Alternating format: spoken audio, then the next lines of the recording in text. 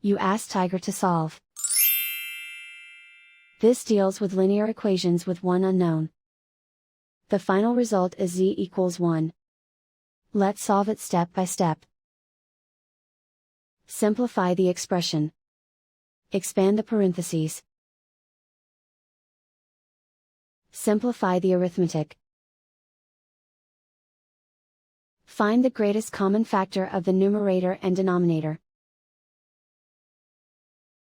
Factor out and cancel the greatest common factor. Swap sides.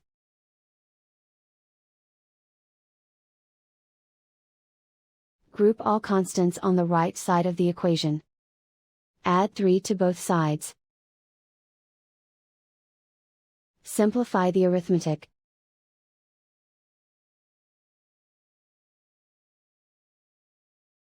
Isolate the z.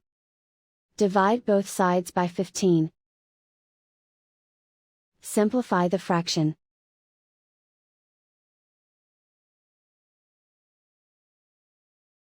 And so the final result is z equals 1.